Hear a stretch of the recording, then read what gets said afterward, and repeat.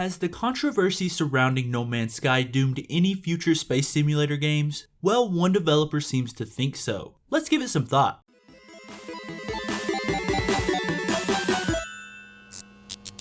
What is going on, you wonderful thought-having people you? Give it thought back here today for another No Man's Sky discussion video. And I wanted to talk about this because we see so many space sims popping up since the critical failure of No Man's Sky. Games like Osiris New Dawn and now Dual Universe, which is what this video will be mainly about, well, the developer anyway, are attempting to fill the hole that No Man's Sky created in its wake. It is not difficult to see how this would create something of a black mark on the genre of space sims. People are going to be automatically suspicious of any new game that claims to do what No Man's Sky did because of, well, you know, the creative use of language Sean Murray used to describe what was in the game. Does that work? Alright, the bold-faced lying Murray did about multiplayer as well as many other features. So when an indie developer comes along and tries to make a name for themselves with their own take on this vastly underused genre, they have an uphill battle before them now because of what No Man's Sky did. So without further ado, let's get right into this and hear what the developer of the upcoming Dual Universe had to say about this issue. Right off, this information comes from an interview with Eurogamer. The developer, Jean-Christophe Bailly, he's French so I'm probably pronouncing that wrong, started off with the obvious statement. No Man's Sky has hurt us, very clearly. So right there, we see that the effects of the game have not went unnoticed by other indie developers. He continues with, this is a post-No Man's Sky era. People cannot do the same thing. There's a huge amount of distrust in the community. As you know, we're doing a Kickstarter, and half of the comments are like, this is just No Man's Sky all over again.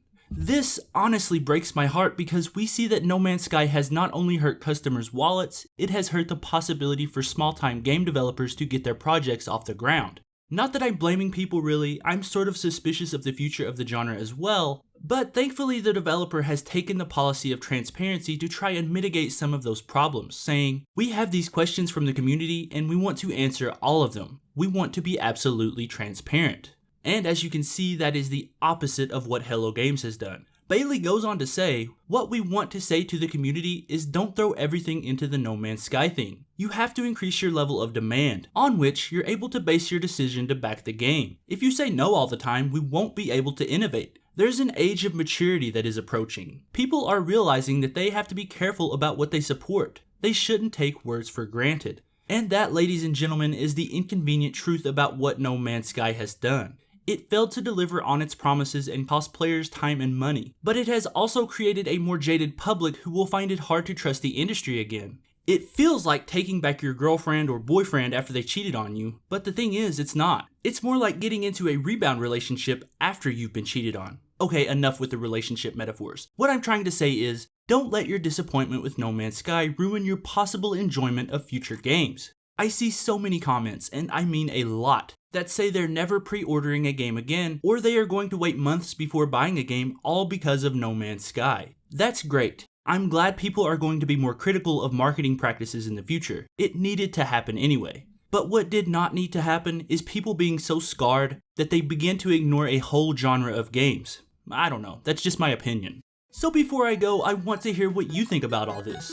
Are you going to be far more suspicious of game marketing now that you've experienced the letdown of No Man's Sky? Or has it not really fazed you much? Also, will you still be able to look forward to future space simulators without the worry that it will be dead on arrival? I'm really interested to hear what everyone thinks about this one. So let's talk all about it down in the comments. And I think that's the end of today's video. If you enjoyed this video, you know what you have to do. Hit that like button for me, and if you're new here, why not subscribe? It will put you first in line for all the videos I produce every single day, and you will be caught up on all the news about No Man's Sky. And if you missed yesterday's video, it was all about Overwatch and the possible Halloween event leak. So go check that one out if you're interested. But I think that's it for me today. Thank you so much for watching, and remember, give thought to everything.